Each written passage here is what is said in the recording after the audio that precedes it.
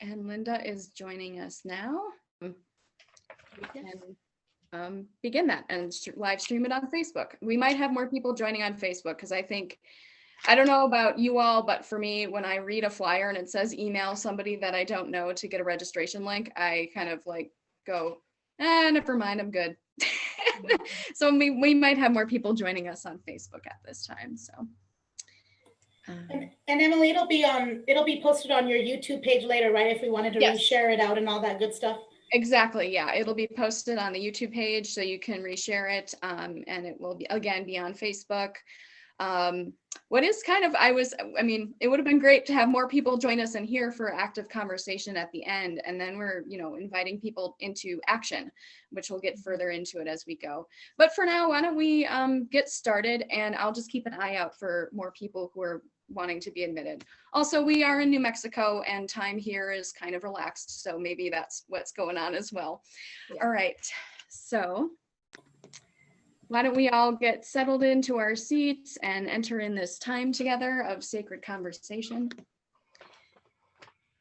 And before we begin, we invite you to join in a moment of prayer, reflection, or contemplation, whatever is most comfortable for you. Take a moment to settle into your seats and feel the ground beneath you. And breathe in and out. In and out. And as you take this next breath in, know that this breath connects you to all that lives on this planet. This precious breath, so individual and unique to you, is made up of the beautiful and dynamic dance between the sun, the trees, and all other green beings. It's made up of the inhalations and exhalations of all other living beings on this planet. This one precious breath connects you to everything else, to this intimately present moment, and to deep time. Now let us pray. O great mystery, who moves in and through each precious breath we take, that breath which gives us the strength to raise our voices, be with us now as we gather this evening, as we converse about raising our voices. Help us also to remember, to know deep in ourselves, that while we are all gathered here in this virtual space, we converse sitting or standing upon land cared for and sustained by Indigenous peoples long before us. May we, through our time together, discern your wisdom and go forth in courage as we lift our voices in our upcoming or already casted votes. Amen. Awesome. So I'm going to reintroduce myself. My name is Adrianna Trujillo, and I am a student at UNM. I am a student of communications and sustainability. So I paired with Emily in doing this and having this conversation. So we're really excited and really grateful for all of you being here. So again, thank you for taking time to just join us in conversation and, being everywhere all over Albuquerque and California and Arizona. It's just really cool to have us all together. A little bit of my background. I am, since this is like spiritual, I am a Christian and I have a relationship with my Father, my Heavenly Father, and I vote because it's important. Why not? Like, we're able to, not every country can. I love to be able to do that, and it feels very special to me to be able to do that and to have these conversations. And on top of that, learning how to have healthy conversation and not just be angry, like, this is why I do this, this is why I do this. Well, let's talk about it and just be open to conversation and being respectful and kind and loving in those conversations. So the flow of the evening, we're going to do a little introduction of the panel, and then we're going to go over the questions and just like let the flow of the conversation go, and then at the end hopefully we'll have some questions or a conversation, and then we'll do invitation to action, and then we will close. So go ahead, I'm going to point it out as I see it, if that's okay, Emily. Mm-hmm. So Emily, go ahead and introduce yourself, your location, your religious or spiritual traditions, and what it is that you do. Perfect. Yeah, everyone, hi, I'm Emily Syal. I live in Santa Fe, and I've been serving New Mexico Interfaith Power and Light now as their young adult advisor to the board for about 2 months now. I graduated seminary last year in California. That's how I know Joe. He was here with us. And while there, I had focused a lot on interreligious responses to our climate crisis. And so that's really why I'm here doing work with NMIPL. But my faith background, I'm part of the United Church of Christ. But I also know that my worldview very much aligns with Shakta Tantra Hinduism. So I have a little bit of that influence as well. But I'm excited to have this conversation because I do know that, many people my age, our age, have often felt disenfranchised by these elections, and in turn have not been turning out to vote. And I think this particular election, there's just so much at stake to not vote. There's so many huge monumental issues on the ballot, and I think now more than ever we need to raise our voices and vote. So that's why I'm excited to hear why you all are inspired to vote as well. And I don't know, there's also, in which I'll get to, but there's so many rich stories in my faith tradition which speak to the importance of lifting our voices. But I'll get on that later. So. Awesome. Thank you, Emily. Alrighty, next up is Arcelia. So again, your name, your location, your religious or spiritual traditions, and what it is that you do. Hey, thank you, Adriana. Yeah, my name is Arcelia Isais, and I am currently in Albuquerque. My faith background is that I grew up Catholic. I was raised Catholic. I'm not currently actively practicing, but I do constantly have like a more private relationship, and I do ask for guidance in all decisions ever, and kind of just try to follow where that guidance leads me. And I do think that voting, I'm very glad that we're doing this panel because it is a huge responsibility that I think we need to be taking a lot more seriously and be actively participating in. So thank you guys for putting together this panel. Our pleasure. Thank you for being here. Ladies, go ahead and introduce yourself. Hi, my name is Aleydis Estrada, and I'm based out of Phoenix, Arizona. And I studied environmental sciences in college, and my faith background is Christian. I would say kind of more evangelical, but influenced by a lot of other Christian traditions. And I would say that simply it's a pleasure to be here. I care about climate justice and everything of the like, but also the intersection between my faith and that. So thank you. Awesome. Yes, thank you for being here. Derrick, go ahead and introduce yourself. Hi everyone, my name is Derrick Toledo from Jemez Pueblo, but I am based in Albuquerque, New Mexico. It's been just easier to go to school and work from here, so I moved out of Jemez to Albuquerque. I grew up practicing Catholic. I still go to church and everything as much as possible, but I also still consider the other half of me Native, so I practice all my religious traditions and cultures. So I kind of have like a split where I'm halfway Catholic and I'm halfway to the earth.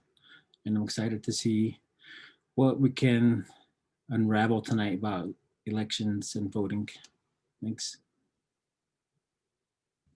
Thank you. Yeah, definitely thank you for sharing that mix of traditions.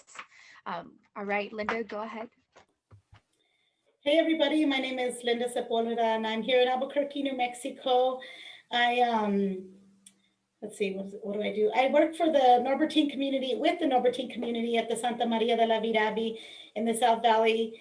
And I'm Catholic, but also just not been practicing as much, just simply due to the fact that I've been doing more personal development and developing my spirituality just in general, and trying to see what that looks like. And I still love and hold the Catholic traditions dear to my heart, but it's been mostly during the pandemic time, I think, but it wasn't because of the pandemic. It was more just some personal, just just choice and just time in my life to try to reflect. And so it's been really nice to get into that space and actually be with, you know, people of interfaith and explore into that. And even at the Abbey, it's an interfaith library that we have out there, and just different people that come in that I get to meet. So it's been exciting to be exposed to different people in that way.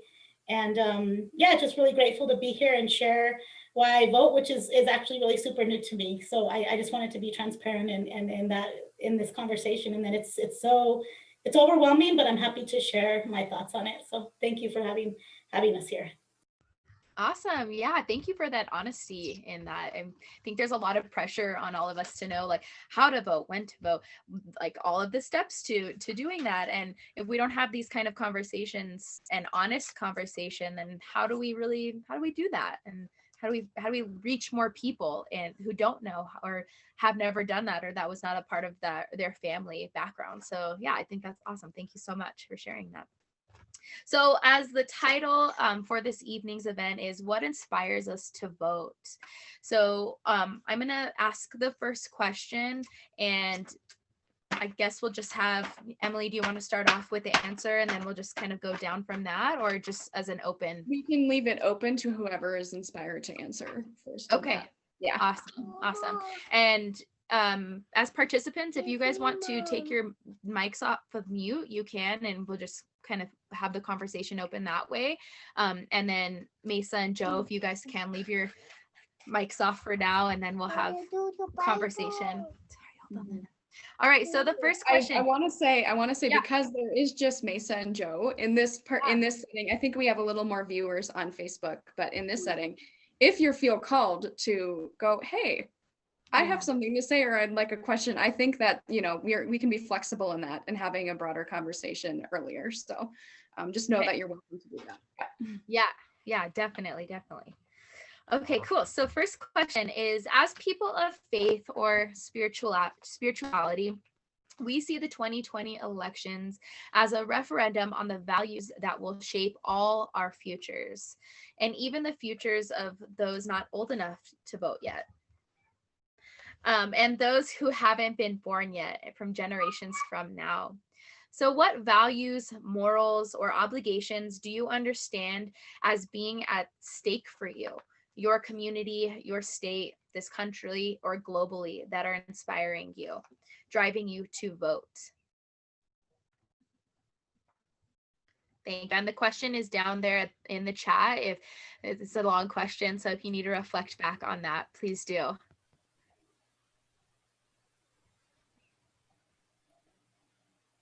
I mean, I don't mind kicking us off and starting off by just saying like literally everything. No, I mean, when I think about when I read this question, I was like everything in our lives, but really for me, it's been about you know, when it comes to just values, morals, obligations that I understand is my whole livelihood. You know, just thinking about what impacts us in our government and the decisions that our elected officials make is basically everything. Is just not always as evident to us because we're just living our lives and, you know, working through the loopholes. Like if we face a challenge, we get through it. If something happens, we face it. We don't always go back to the root cause of why that happened to us or what's going on. And so I don't think that we always look at root causes. And so from there, we're just like, we're survivors. We got this, we did this.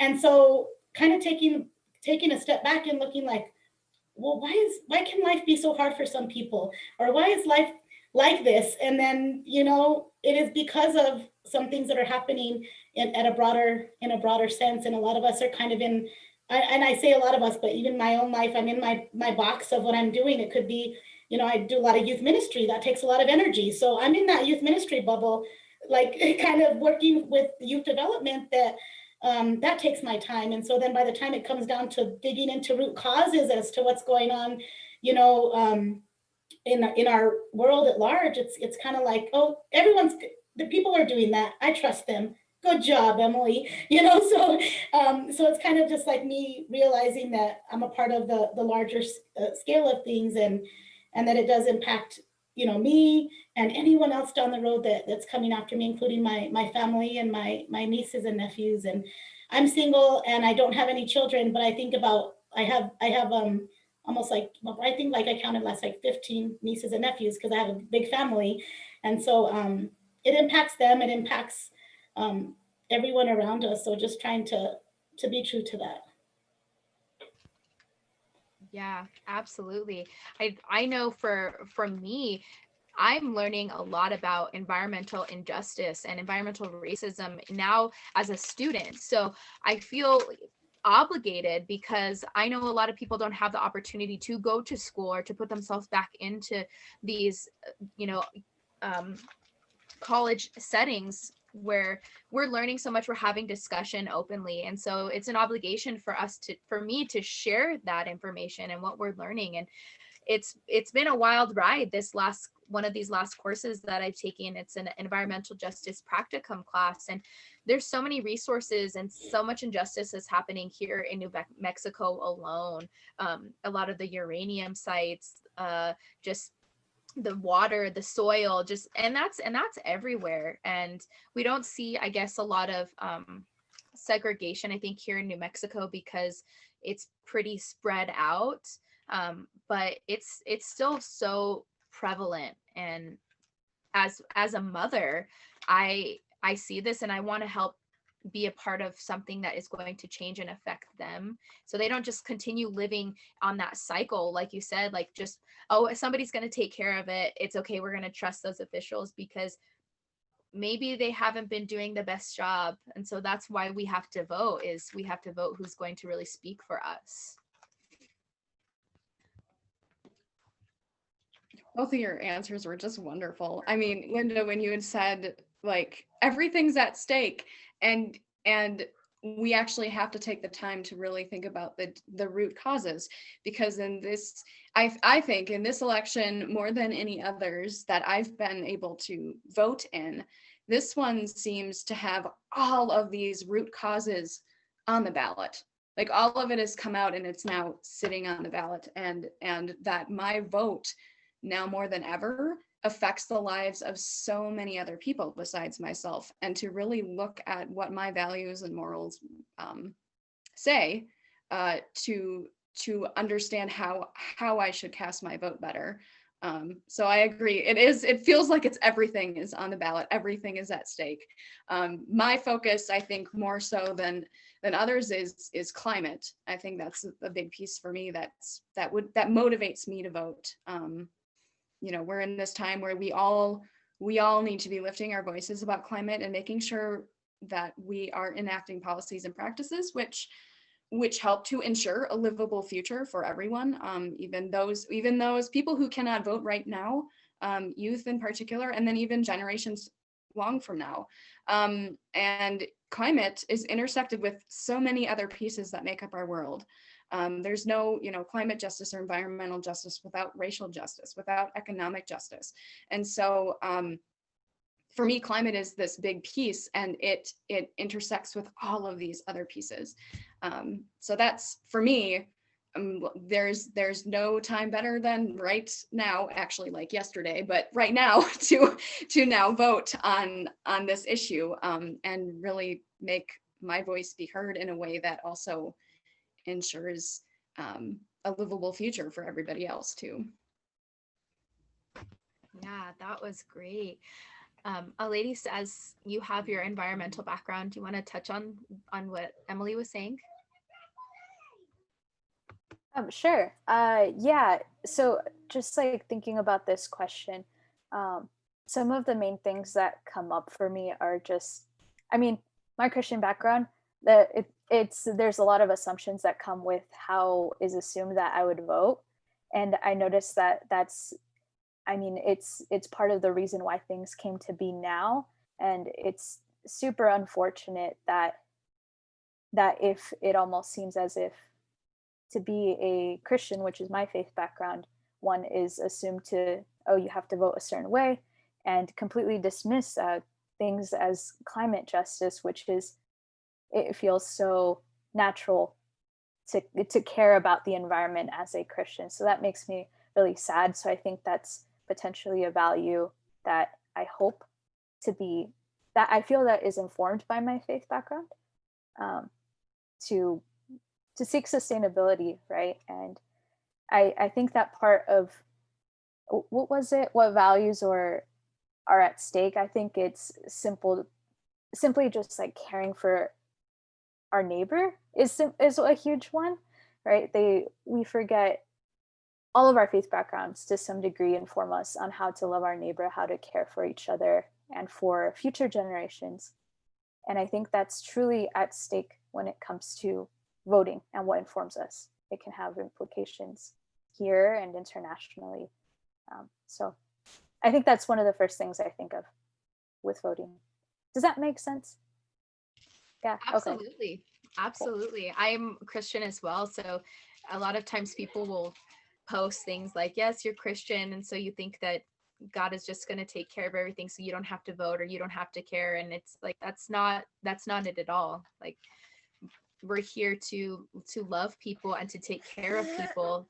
And we may feel that even more when we have that spiritual connection or religious connection with, whatever that is. But there is that a little bit more oomph of like, we want to care for each other and change that stigma of what being a Christian or Catholic, what that looks like when it comes to voting and caring for people. So yeah, I love that. Arcelia, would you like to touch on this?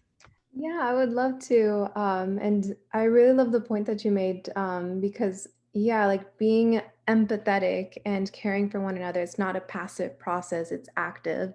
So I definitely think like empathy, yeah, like how Linda said, everything I feels like is at stake. But I think one of the root things is just having empathy, because I think over the last few years, there's been this horrible polarization that's happened. And I think that has led to a lack of empathy for others, for their experiences. And that makes it difficult to kind of like bridge those gaps and talk about like, oh, this is environmental racism, and this is why we should like care, and this is why like everything is connected. So I really like how the question itself is posed, because when we participate in elections and voting, it feels like it's stepping away from being like passive and actually acting and stopping to consider of who we believe is at stake, what we believe is at stake, and actually taking that step and action to make a change and vote for who we think best fits those solutions. That is great. Derrick, do you have anything to touch on this? Yeah, I was going to say that I like the way you brought in climate to this conversation. I feel like me growing up in the Jemez, a lot of my childhood consisted of a lot of natural resources like water and playing outside and growing our crops, hunting, basically preserving Mother Earth and letting Mother Earth take care of us. So one of the values, or one of the reasons that I feel voting is important, is to voice our stance for certain candidates that actually believe in those type of issues as well. Last night they were talking about banning oil and just kind of getting rid of it, like all that whole fracking debate. In a perfect world, none of that would be a serious problem, but it's 2020 and everything's a problem this year. So I want to look for candidates that have a plan to transition successfully, because those fields are no longer sustainable. The populations are growing rapidly, and we can't keep tapping into Mother Earth, because she'll get tired and stop taking care of us. That's why I always fall back on like those morals of who's going to defend my village and my earth. So that's one of the reasons that I like to vote for the candidates I vote for. Mm-hmm. That's awesome. And I think it's such a great practice. Like who does have a plan? Like, let's see that plan. Don't just talk about it. Like, I want to see a step by step, how are we going to protect each other and the land? Because yeah, we are on this one beautiful planet, and she's given so much to us. And how can we replenish and give back and fill each other? So I think that's a great segue into this next question is, what does your spiritual or spiritual or religious traditions teach you about the act of voting, lifting one's voice for the common good? So that's kind of in that balance of, how do we know how to vote, and who is teaching us? Who is enabling us to find our voice and to lift that voice up? The second part, and these will be put in the chat, thank you, Emily, is, are there stories or scriptures, rituals or practices that teach us the importance of voting?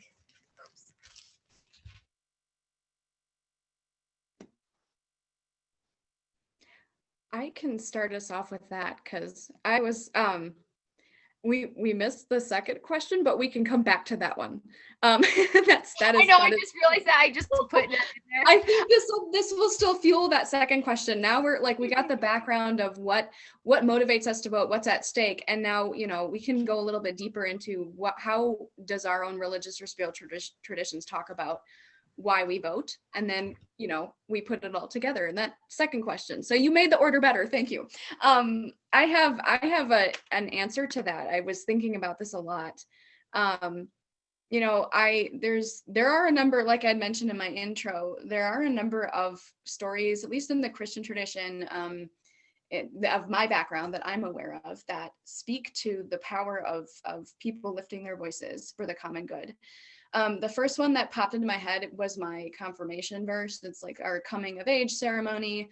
You know, we affirm our participation in the Christian way in this confirmation. So this verse that was going to drive my affirmation of living into this way was Proverbs 31, 8-9. And Proverbs comes from the wisdom literature in the Hebrew Bible. And the wisdom literature was derived by sages who lived in the desert, and they wrote a lot of what they wrote based on what they had observed in their natural surroundings. Like, they would observe nature and discern wisdom from that and make it into these proverbs. And so this proverb in particular doesn't necessarily fit that mold that I just laid out, but it is speak out on behalf of those who cannot speak up for themselves. Essentially were these two verses, and speak out for the poor and the needy.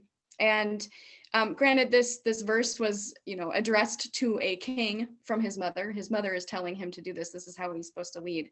That's the context. But even so, this was a plea that he's in this leadership role. He has this obligation, he has this responsibility to speak out for those who cannot speak up for themselves. And so it really is a plea for all of us now in this time, too. I mean, that, like I said, this book was written by those who were discerning wisdom from nature herself.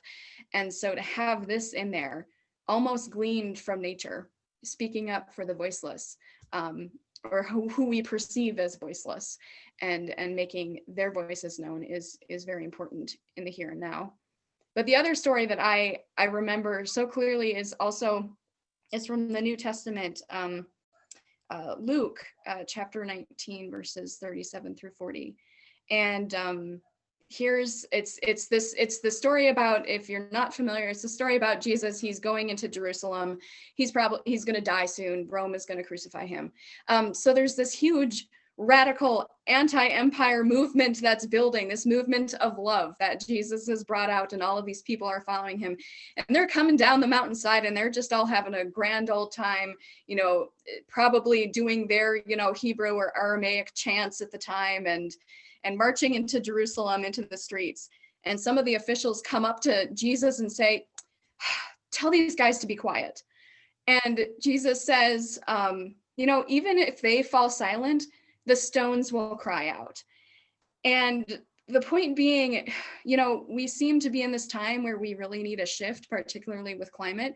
And if we do not cry out, like all those people surrounding him, or if we're told to be quiet, even the stones are going to start crying out. And I, for one, want to be with those stones when they do cry out, instead of, you know, letting them do it for me. So those are the stories from my background that I think speak for me why I'm called to vote.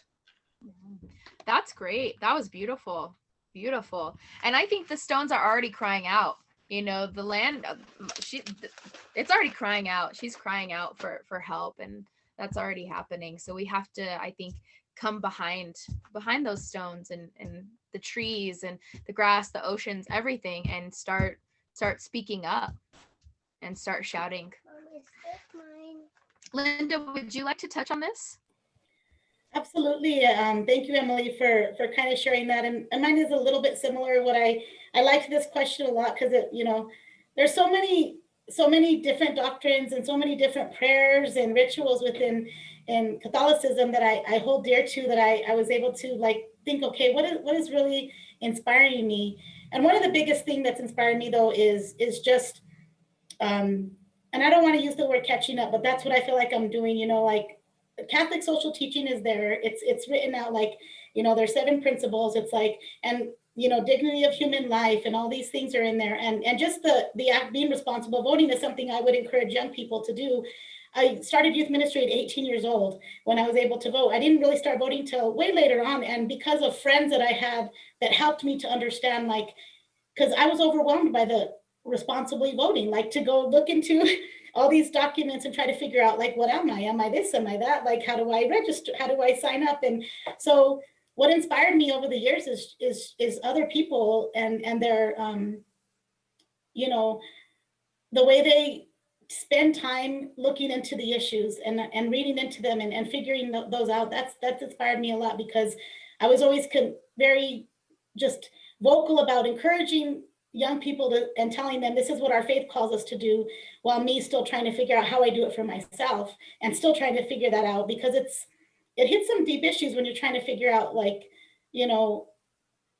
what things you're holding dear to. And then especially when you have friends and family that you have different views and different opinions, and you didn't think that would ever happen. You think, oh, we're just all going to have the same thing. And so one of the things that I wanted to share was within the Pope Francis's encyclical letter, not the whole thing, obviously, because but Laudato Si, and this is just number 87, and it's on care for our common home. And he says, when we can see God reflected in all that exists, our hearts are moved to praise the Lord for all his creatures and to worship him in union with them. This sentiment finds magnificent expression in the hymn of St. Francis of Assisi. So this hymn is called Canticle of the Creatures. And it says, praise be you, my Lord, with all your creatures, especially Sir Brother Sun, who is the day and through whom you give us light.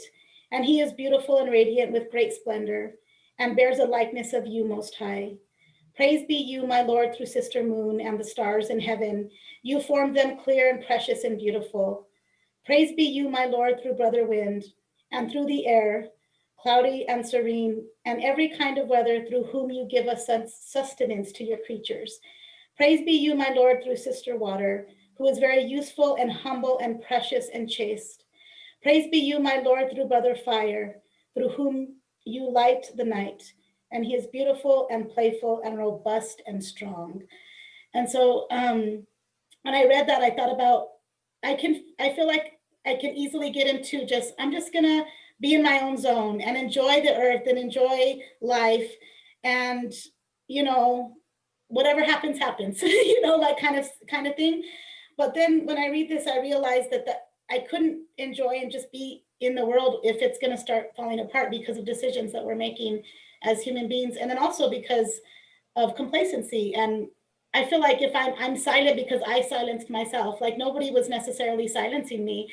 I wasn't taking that active role and lifting my voice as I should. And so, but it's taken me time because of the process. So yes, I'm going to vote, but I've been really more about the journey it's taking me to get there and everything that's happening in the meantime to get me to that place of voting. So I'm really excited to just be in the journey of like learning more about who I am so that I can get to that ballot with more confidence and like, okay, yes, I know this.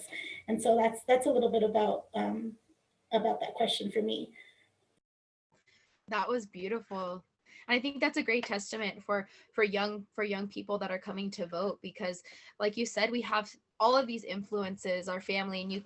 And I know for me, when I started voting, I was like, I'm this way, yeah, because my parents are. And then it is a part of that journey. You really start to have discussion and figure out what is important to not only you, but for everyone.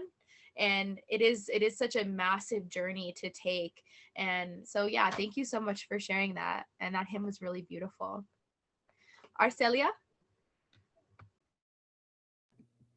Yeah, so I don't have a specific story or verse that I was able to think of, but something that came to mind when I was reflecting on this question is how, in the whole like overarching the New Testament, when like Jesus was going around with his disciples and doing his teachings, like the overarching message was be kind to your neighbor, love one another. It was all these messages of like being good.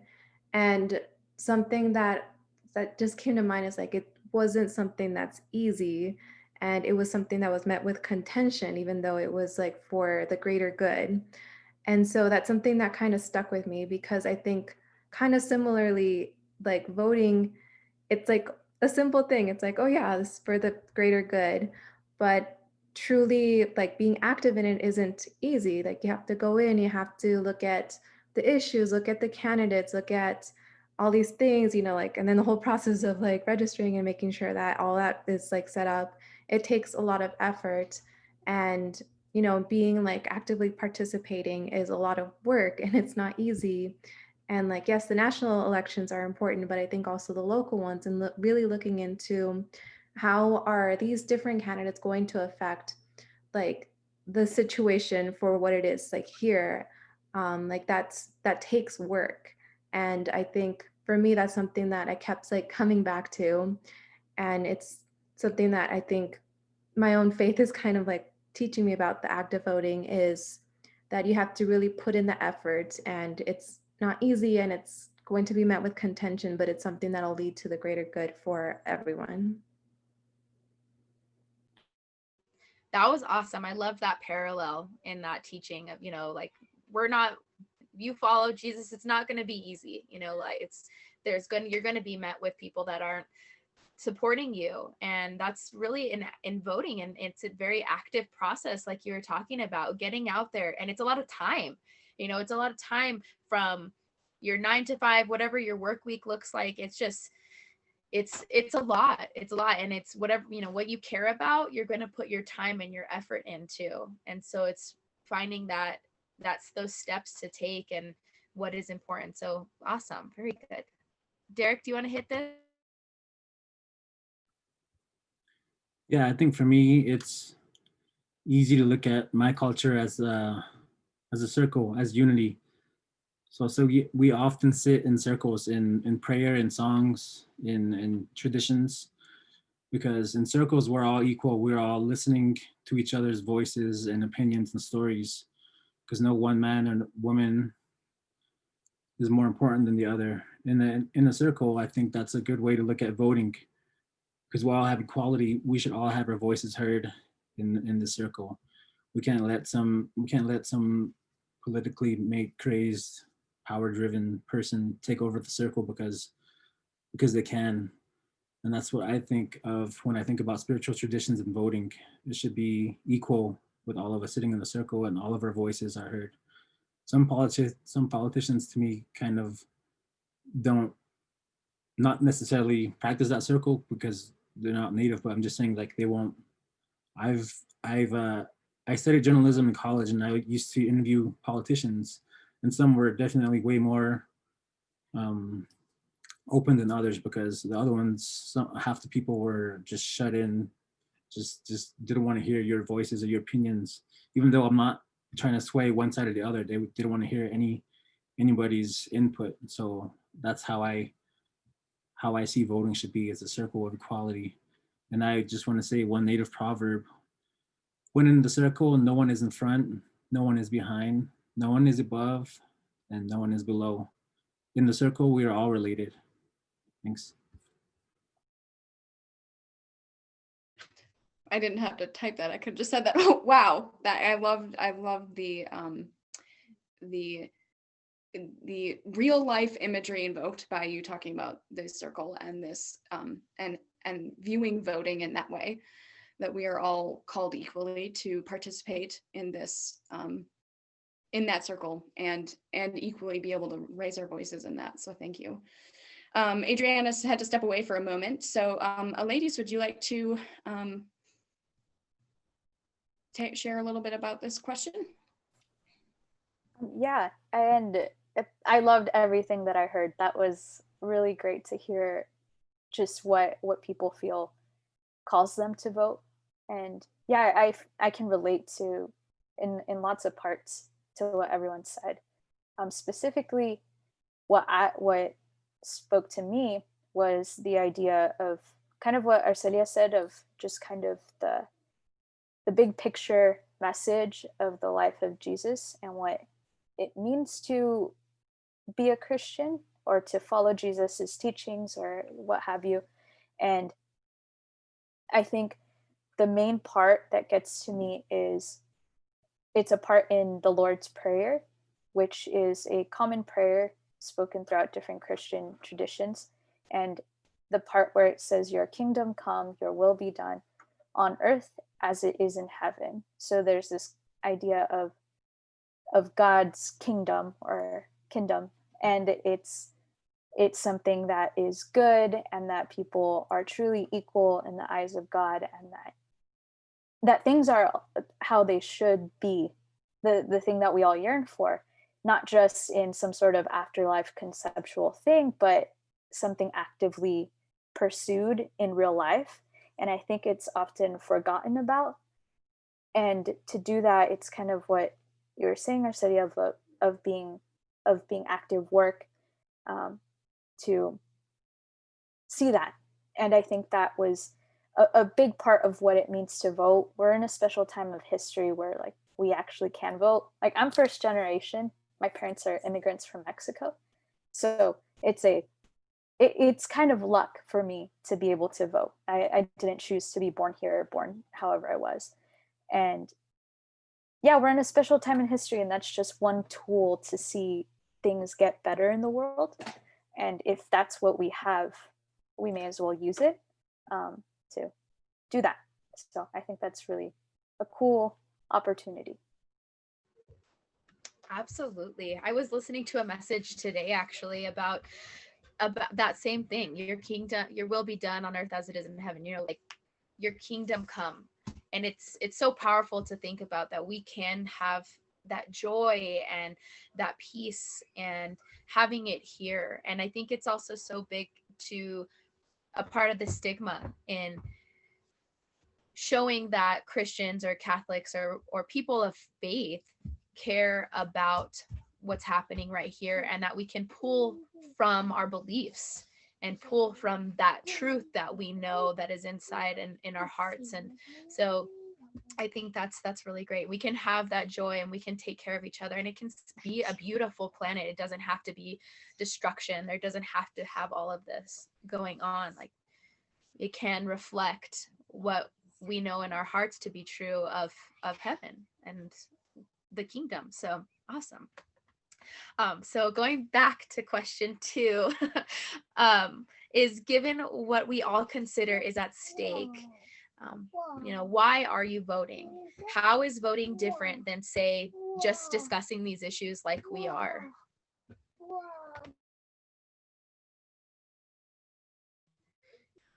Derrick, you want to start us off this time? Cool. Sure, why not?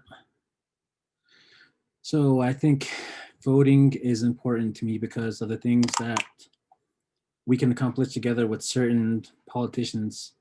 Instead of thinking nationally, I'm trying to think locally right now. I've been involved with many legislative bills and issues, and it can be challenging based off of what you're trying to get passed, but there are politicians that will absolutely listen to you as constituents. They'll take your calls, they'll have tea with you, coffee with you.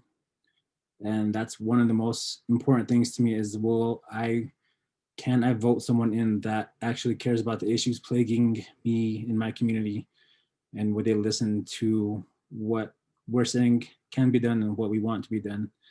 So I always think about that, and I urge other people to think about that too. Some friends hit me up this week when I shared the flyer for this. They're like, electoral college, national conspiracy things. I'm like, what about the state?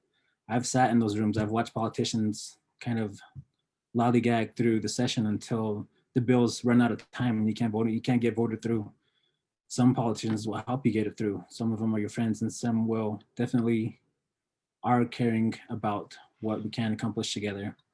I think that's the difference between getting a politician or legislator that will listen to you, as opposed to having to advocate later, which is way more challenging, especially if you can do some lobbying during the sessions. There are absolutely some politicians that will not return your call or email or anything like that. So I think about what we can accomplish together, and I know who, I give every person an opportunity, but who will listen to me and my community the most is who I'm going to vote for, and that's what motivates me to vote.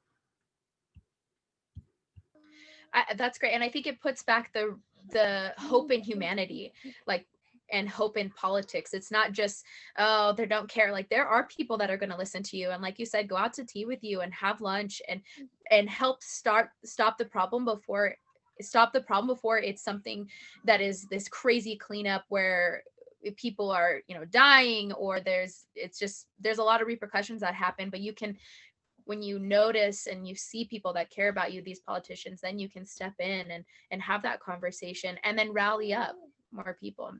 So great point. I'm gonna go back this way. Aleydis? What is the question for this one now? Sorry. That's okay. So it's, given what we all consider is at stake, why are you voting? Why is it different than just saying, like, having these conversations or discussing and advocating the issues? Like, why are you actively voting? Well, first of all, because I can. It's a privilege, and I find it, I mean, it counts to some degree, as much as, you know, they tell us, oh, it doesn't really matter. And the local side, like how Derrick was saying, like, it does matter in the long run. So I think that is one of the main ways, and I see it as an avenue, as a tool to be able to see a world that at least I see as potentially better or more equitable, just in that direction. So that's my main reason. Yeah, like you said, you can. It was, you didn't choose to be born here. It was out of luck, and yeah, you can. Awesome. Arcelia? Yes, I definitely agree. We can and we should.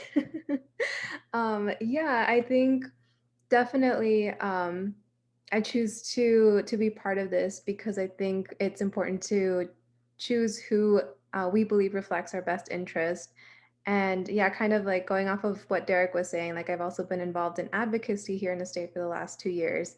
And I've had the privilege of being able to see what a difference it makes when we have people in positions of power that actually have this empathy and have like the ability and like actually care enough to sit down and talk these issues over and like actually make choices based off of what their constituents want and what is like best for them.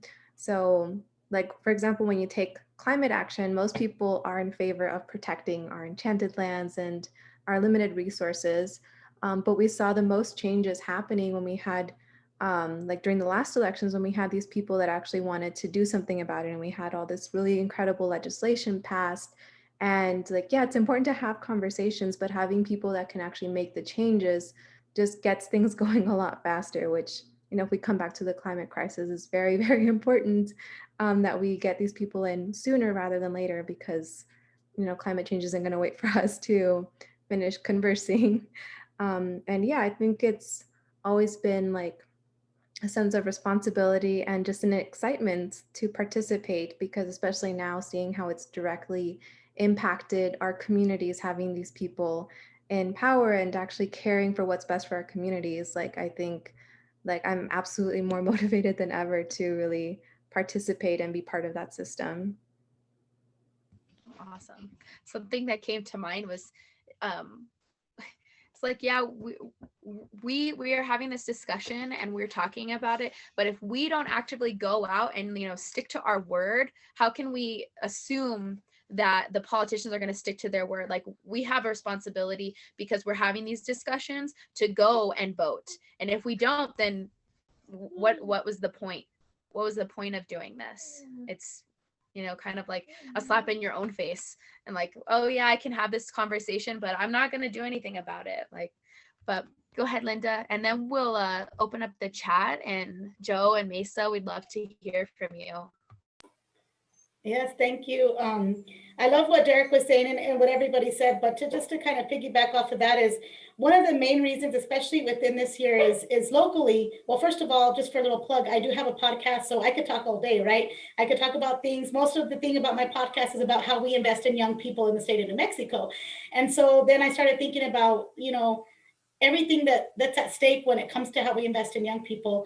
I've worked for, the government. And so I think, because I worked for government starting at 18 years old, and then they were always like, oh, here comes the county commissioner or this person, ooh, and I'm like, ooh, like, what are we gonna do?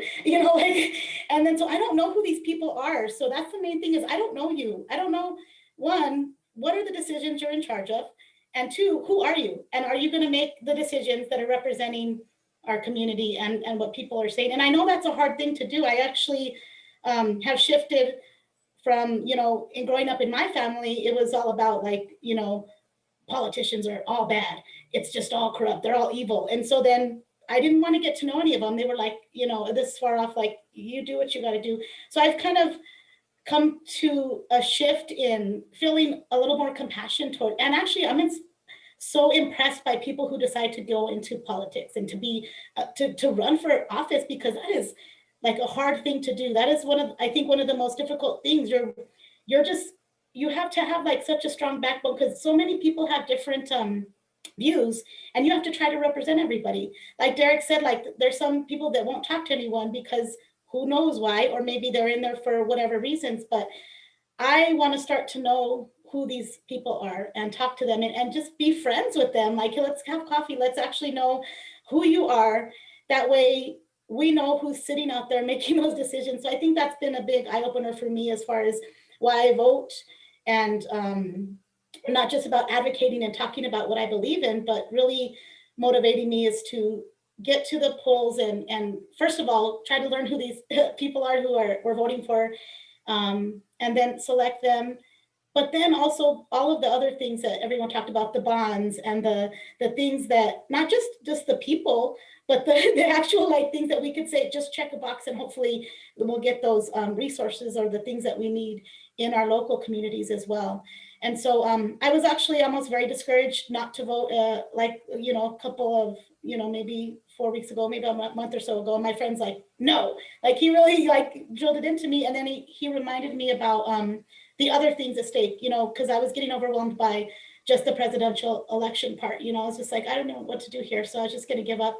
And then I was reminded about everything else that's on that ballot, so it's also, there's so much more at stake other than just the presidential piece. And so once I had that part, I was like, okay, I got this. And it's just been inspiring me to continue to, one, have conversations with people, but also getting me to that end journey, which will be next week, because I decided to go early because I don't want to go on the day of. So Yay. I love that. And I love how it is rehumanizing the politicians. Like, they are people and they have so much on their plates. And our youth group actually was just talking about that on Wednesday. Like, we need to be less judgmental, and like Aleydis said earlier, being neighborly, loving your neighbor. And that is our neighbor. These people that are here, we have to stop the judgment in a way and find the way to have that conversation and openly have that. So Joe, I think you posted in here, just being so sweet, you said, this is also amazing. You all would make amazing multi-faith, multi-traditional theologians. Maybe consider getting your advanced degrees at me and Emily's school, the Graduate Theological Union in Berkeley, California. Hearts. Joe and Mesa, do you guys have any comments or questions for the board or the panel?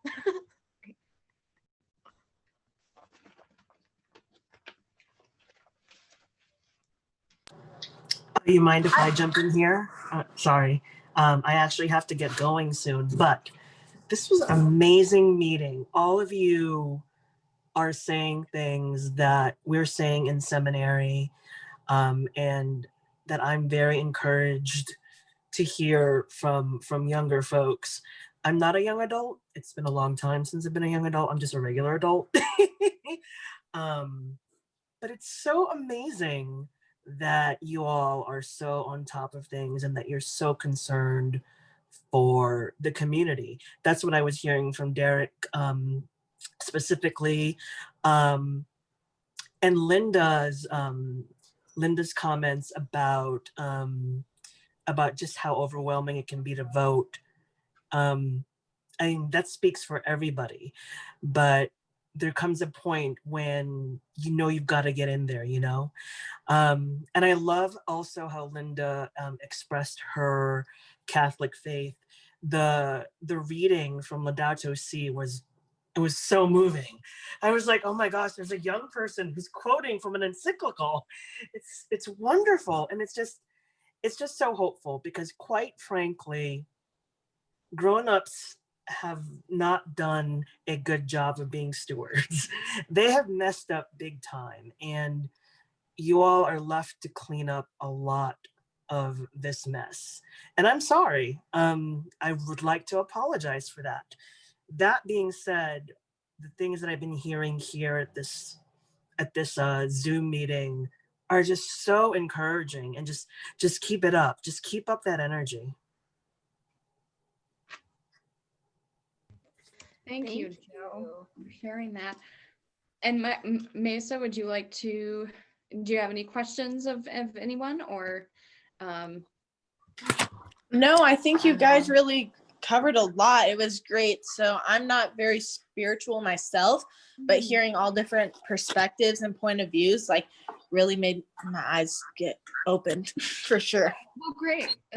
That's a good thing that happened. That's awesome. Well, we can, given that we have Joe and Mesa, and Joe, you said that you had to take off. And so why don't we move into our action piece for the evening. What the whole purpose, we were sitting talking about voting and talking about how voting is better than talking about things. So now we have to actually take some action. Why don't you introduce it, Adrianna, and then I can drop the link in. All right. Yeah, guys. So we in our voter guide, NMIPL set up a voter guide. So this is great to have, we had this conversation like we were talking about, but we want to go out and talk to more people about this. And, those of viewing, Mesa and Joe, and just all of us having this conversation with the youth, with people, other people on Zoom or classrooms, wherever we're at, and getting people to talk about it and read the voter guide. And then we would love if you got 3 people, to go out and vote with you. Like your friend Linda was like, no, you're going to vote, go out, like, be inspirational, feel confident, because your impact is so much more than you realize. And as people of faith, we have that confidence of that power. And so it's really important to remember, like, whose we are. And in regards to Mesa, like, you have this amazing, like, network of people that are here for you to talk about. And so make sure that keep going out and talking and having these conversations, and then encouraging people to vote, whoever you see on Zoom, or maybe even somebody at the store. But we just drop those links in there. So if you guys want to follow those, or copy and paste those, so you have that. And oh yeah, Joe left. Yeah, Joe. It was really, really great meeting you all. And I believe this, like you said, Emily, this will be on the website, right? Yes, or on yeah. So we've recorded this live on Facebook. We're recording this. We will upload it to YouTube as well. So it will be available, and hopefully we'll get some other viewers to see this before we do have to vote. A thing about the voter guide that we dropped in, it is a comprehensive guide about, it's created by Interfaith Power and Light. So it is an interfaith, interspiritual voter guide, kind of getting people to ask. It was originally meant for people to ask questions of candidates about their values, but I think it can equally serve for all of us to look at and really dig deep into our own values. We all talked about it here, yes, but the invitation is that you take this guide and you go find the 2 or 3 people and maybe sit down and have a conversation with them, or hand it to them and say, hey, because you didn't show up to my thing, now you have to read this and do a reflection. Do a reflection and go out and vote. So I think that the actions for each of us is to, yes, find a couple of people to get out and vote, and maybe drop this in their hands and say, why don't you take a look at this and think about the deeper issues as to why you're voting. So yeah, there's the link to the actual guide, the PDF, and then the other link is to the web page that there is a guide in Spanish, and then they have other slide cards as well. And I also said this as well for folks who are watching on Facebook, who will be seeing it later on YouTube. Go to faithclimatejusticevoter.org, and there you'll be able to find the guide, because you cannot see the chat right now. So yeah. As you prayed us in, can I pray us out? Yes. Is that okay with everybody? Yeah, thumbs up. And thank you all for showing up and having this awesome conversation. I feel fulfilled and inspired by all of you. So this is great. Me too. I'm glad to see your faces, and it's been a pleasure meeting all of you. All right. Father, we are just so grateful for this opportunity to communicate and discuss and just be together and in unison in wanting to create conversation.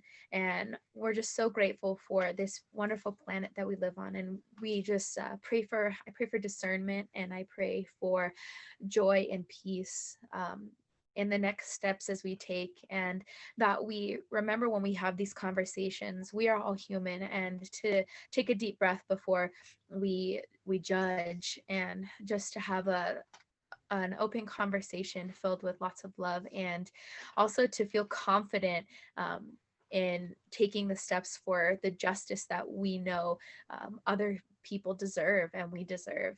And all of the glory. In Jesus' name we pray. Amen. Or Spirit, whatever. All right. Thank you guys so much. Bye. Thank you for having us.